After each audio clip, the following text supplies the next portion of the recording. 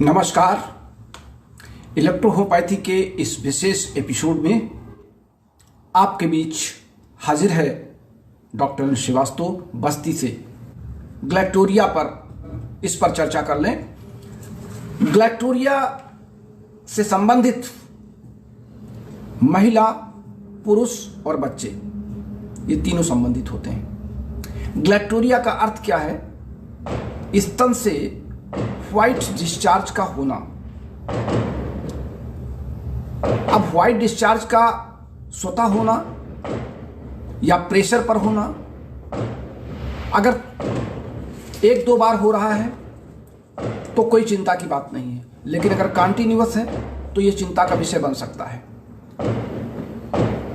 पुरुषों के स्तन में भी स्तन का बढ़ाव हो जाना और उसके निप्पल से 2-4 बूंद का सेक्रेशन व्हाइट डिस्चार्ज का होना, यह देखा गया है। और पुरुषों में यह कारण होता है कि टेस्टोस्टेरोन हार्मोन्स का कम होना और प्रोजेस्टेरॉन का बढ़ जाना। ये दो हार्मोन्स इंटरचेंज होने लगते हैं, तो ये हार्मोनल इफेक्ट के कारण पुरुषों में लक्षण देखे गए हैं। जहां तक महिलाओं की बात है, हम महिलाओं में बात कर लें तो पहली चीज तो बहुत सी महिलाएं जो गर्भ निरोधक औषधियों का प्रयोग करती हैं, बच्चों का स्तनपान नहीं कराती हैं, उनमें ये शिकायतें दिखाई पड़ती हैं। या कभी कभी एंटीबायोटिक दवाओं का अत्यधिक प्रयोग कर लेने से उसका साइड इफेक्ट हो जाता है। एंटी डिप्रेशन या जिसको हम कह लें कि एंटी साइकोटिक मेडिसिन भी अगर ज़्यादा यूज किया जा रहा है। एंटी साइकोटिक का मतलब जो मनोवैज्ञानिक लोग साइकोलॉजिकल ट्रीटमेंट करते हैं, वहां पर जो दवाएं यूज की जाती हैं उनका अत्यधिक प्रयोग होना, या डिप्रेशन के लिए अत्यधिक दवाओं का लेना, नींद की अत्यधिक दवाओं का लेना, ये तमाम काज हो सकते हैं। प्यूटेटरी ग्लैंड की सक्रियता में कमी आ जाना, चूंकि लैक्टोजेनिक हार्मोन्स लैक्टोजेन का निर्माण करता है। बच्चा जब गर्भ में आता है उसी समय लैक्टोजेनिक हार्मोन सक्रिय होता है और तब वो हमारे प्यूटेटरी ग्लैंड जो हमारे कान के हाइपोथैलेमस ग्लैंड के पास पाई जाती है, जिसे मास्टर ग्लैंड कहते हैं, उससे लैक्टोजेनिक हार्मोन्स निकलना शुरू होते हैं और वो जाकर के स्तन के आसपास की जो तंत्रिकाएं हैं, जो नर्व्स हैं और जो ब्लड कैलरीज हैं, उनका फंक्शन तेज कर देते हैं, जिससे निप्पल्स के पास व्हाइट डिस्चार्ज का प्रेशर बढ़ जाता है। और ये बच्चे के पोषण के लिए होता है। ये प्राकृतिक रूप से प्रकृति के द्वारा निर्मित प्रक्रिया है कि जब बच्चा गर्भ में आएगा तभी ये प्रक्रिया होगी। अब चूंकि ग्लैक्टोरिया प्रायः इनका सवाल जो है कि ये उन महिलाओं को अगर होता है जो जिनकी मेंस्ट्रुअल साइकिल बंद हो चुकी है, जिनके बच्चे कभी नहीं हुए हैं, या जिनको हम ये कह लें कि इनफर्टिलिटी की शिकायत है, उन महिलाओं में अगर ये होता है तो फिर इसकी जांच भी करानी चाहिए अपने किसी महिला चिकित्सक से आसपास जाकर के, और उसके काज भी तलाशने चाहिए।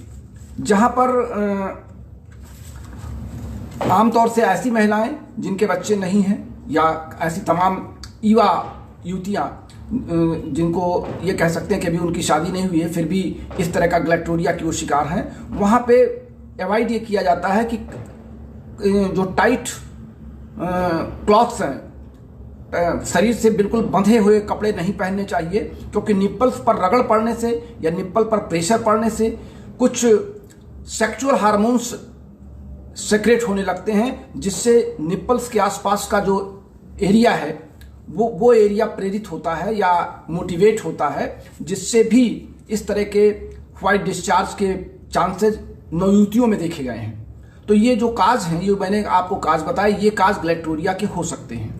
अब अगर ये काज गंभीर हो रहे हैं, 2-4 दिन दिख रहे हैं या 1-2 बार दिख रहा है, तब तो कोई बहुत ज़्यादा इस पर चिंतन करने की जरूरत नहीं है। लेकिन अगर ये लगातार हो रहा है तो निश्चित रूप से कोई बीमारी अंदर पनप रही है, जिसकी जांच अवश्य कराई जानी चाहिए। अपने गायनेकोलॉजिस्ट से मिलकर के, अपने स्थानीय चिकित्सक से मिलकर के इसकी समस्या का निदान किया जाना चाहिए।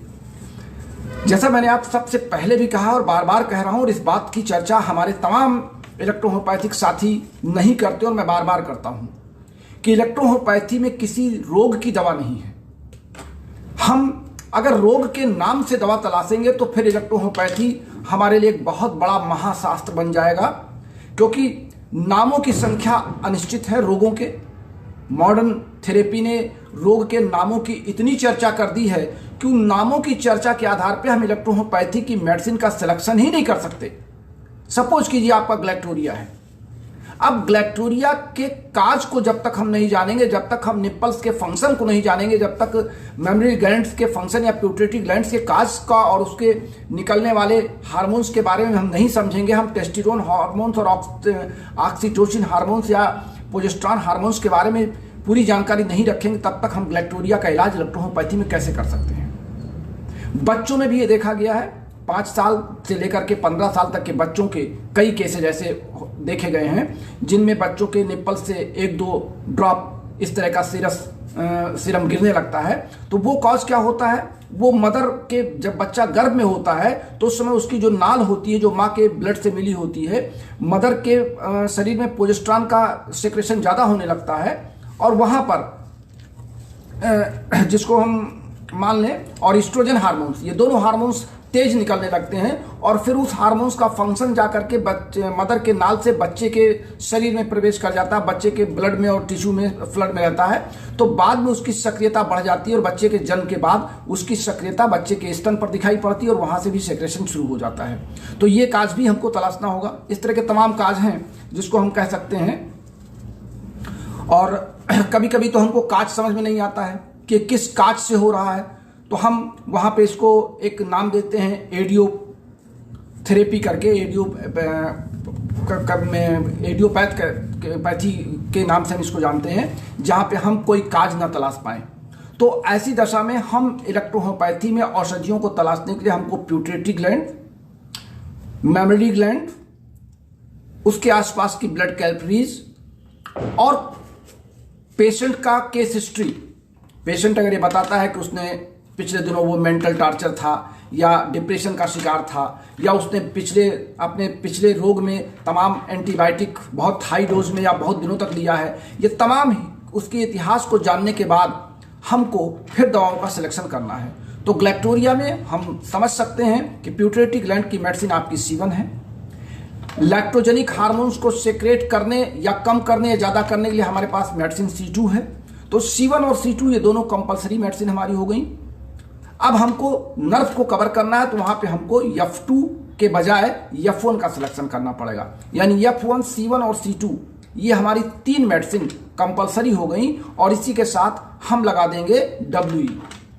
YE की सलाह मैं आपको इसलिए नहीं दूंगा कि YE जैसे आप देंगे तैसे हमारी अन्य मेडिसिन के फंक्शन थोड़े स्लो हो जाते हैं, लेकिन WE हमारा उतना ही फंक्शन कराएगी जितना आवश्यक है उन दवाओं का। इस नाते यहाँ पे हम WE का सिलेक्शन करते हैं। और जब इन तीनों दवाओं के साथ हम WE को देते हैं तो 10-10 ड्रॉप्स, अगर केस क्रॉनिक है तो आपको 10-10 ड्रॉप शुरू करना है, अगर एक्यूट है तो आप 20 ड्रॉप से शुरू कर सकते हैं।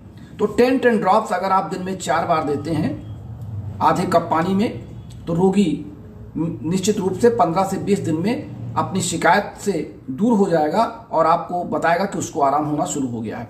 उसके बाद फिर 20 दिन बाद आप इसमें से F1 हटा दीजिए। 20 दिन बाद C1 और C2 चलाते रहिए। अब उसके साथ आपको जोड़ देना है S1, क्योंकि S1 आपकी मास्टर रेमेडी है और ये जाकर के बॉडी के हर सेल, हर टिश्यू को सबसाइड करेगी, उसके फंक्शन को कंट्रोल करेगी। इस नाते फिर वहां पे आपको S1 देना है और फिर ये लगातार आप इसको 2 महीने तक चला दीजिए और 2 महीने के बाद आप इसका परिणाम देख लीजिए। रिजल्ट आप हमको बताएं। रोगी अगर आपके पास हैं तो हमको इसका परिणाम जरूर बताइएगा, क्योंकि हमारे बारे में कहा जाता है कि वो केवल वीडियो पर बनाते हैं और यूट्यूब पर ही देते हैं, उनका ये इतने काम है, बाकी वो कुछ नहीं करते हैं। तो मैं कुछ नहीं करता हूं, लेकिन मैंने आपको ये फार्मूला बताया है। आप इस फार्मूले का उपयोग करके अपने रोगी से इसकी जानकारी एकत्र करके कृपया मेरे पास तक भी पहुंचाएं पूरे रिकॉर्ड के साथ, जिससे मैं उन लोगों को जवाब दे सकूं जो सिर्फ ये कहते हैं डॉक्टर श्रीवास्तव रोगी नहीं देखते, वो केवल बातें करते हैं। तो आज के लिए बस इतना ही।